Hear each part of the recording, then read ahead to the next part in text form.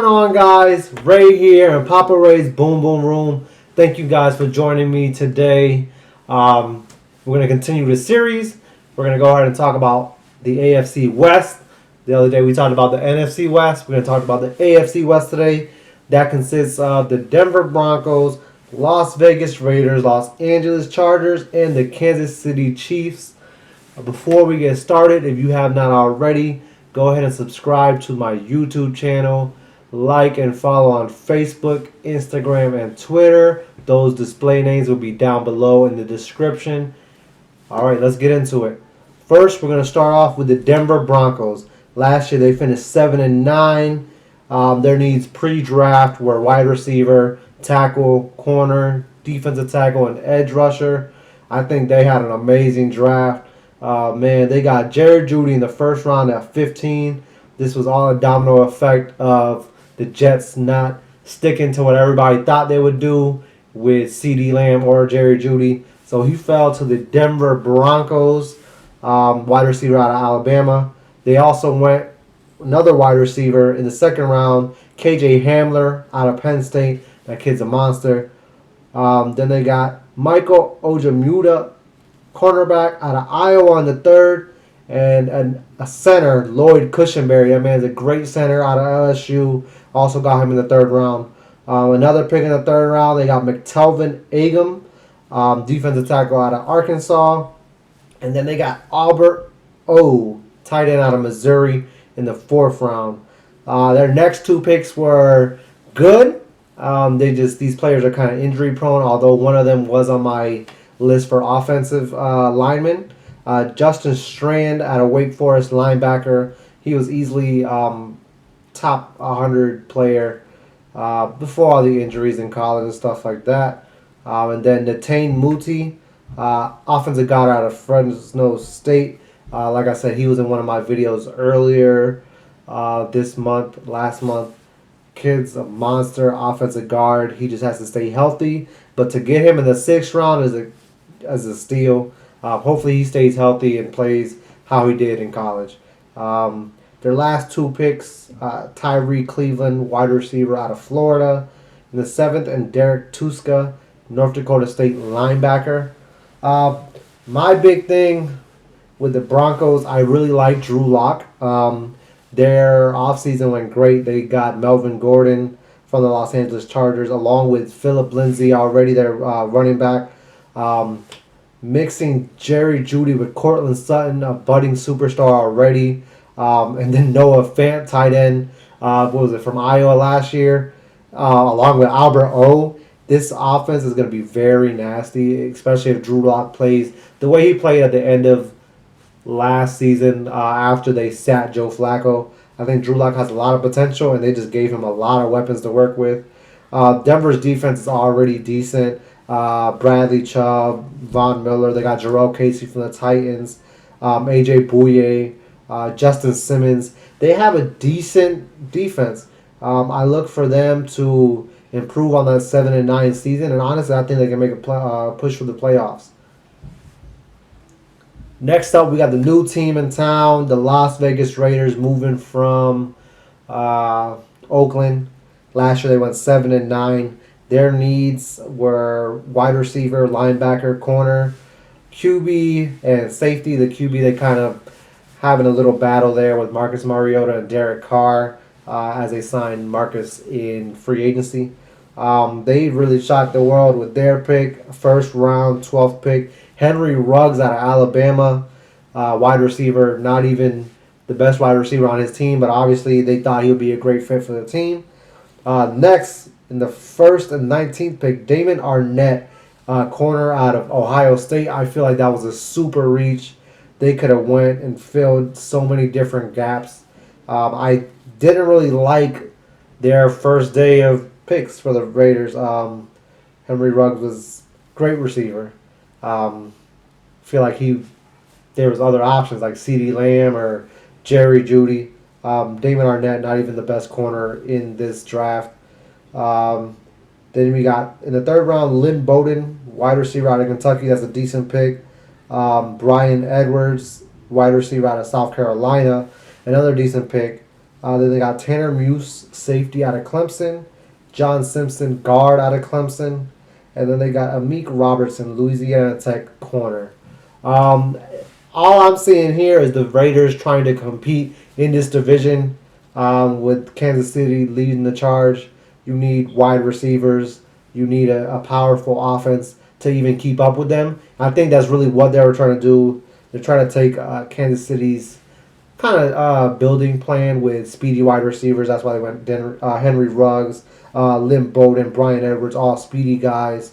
I feel like they reached a little bit trying to keep up with this division instead of building slowly but surely. It looks like they're just trying to not bad picks. These are all great wide receivers. I just feel like they could have went and fixed some of their holes like linebacker or another lineman or something. Although I do like their defense, very young D line. Max Crosby, I feel like he's at least second for Defensive Player of the Year rookie.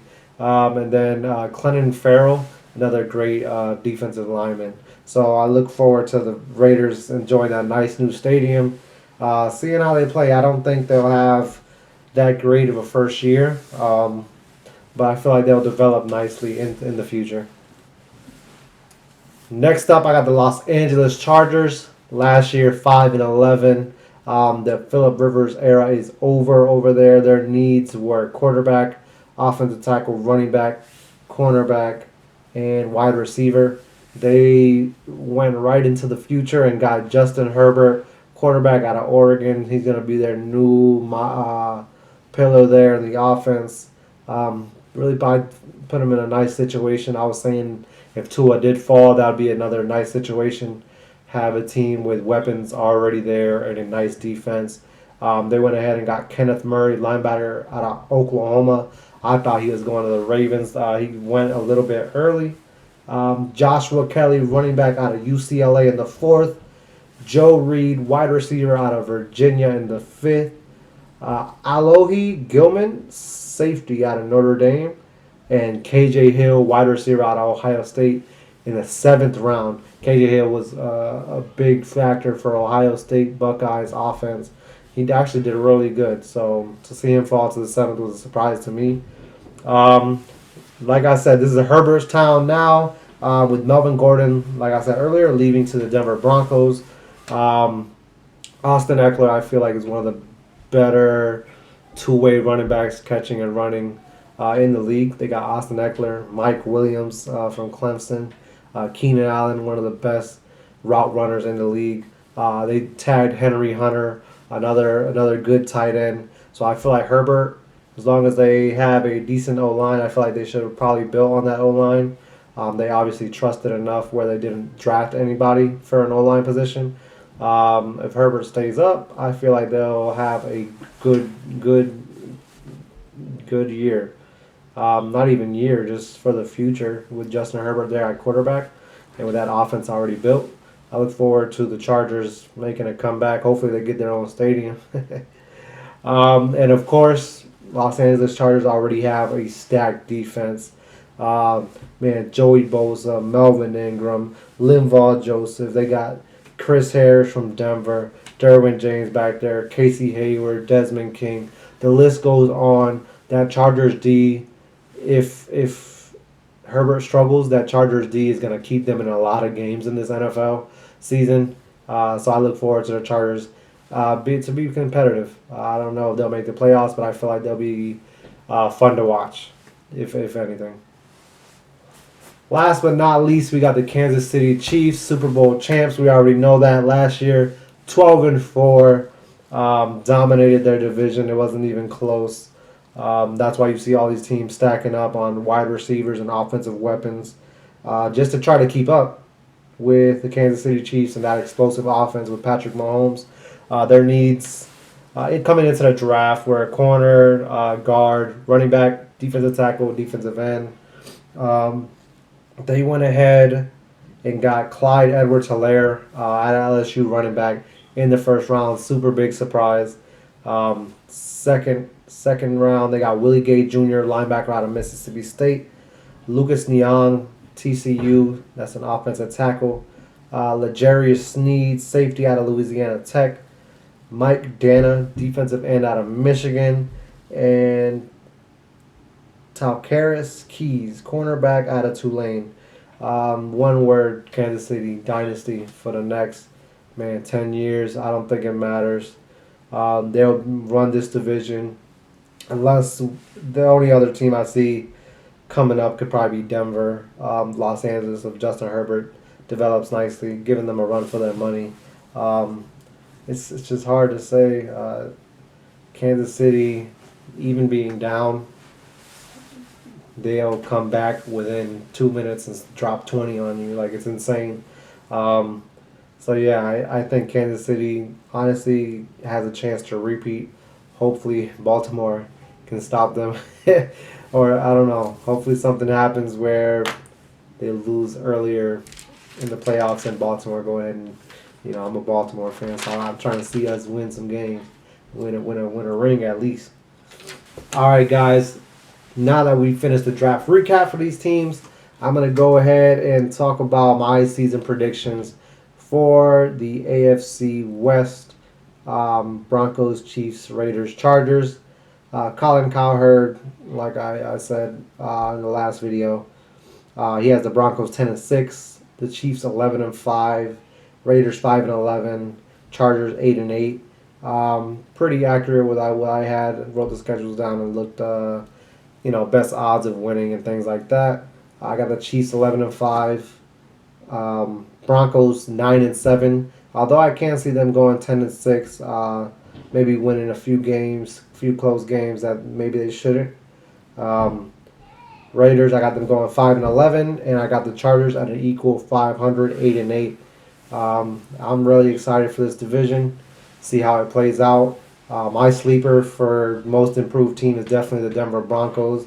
I feel like with what they did in the draft and in the offseason, the Broncos are setting themselves up nicely for a great future in the NFL. That's what I think the season's going to entail. All right, guys. I want to thank you guys for joining me in the AFC West, breaking down the draft, breaking down my season predictions for them, and let's see how that goes. If you have not already subscribed to the channel, go ahead and subscribe to my YouTube channel. Like and follow on Instagram, Facebook, and Twitter. And I appreciate you guys a lot. Thank you guys. Have a blessed day.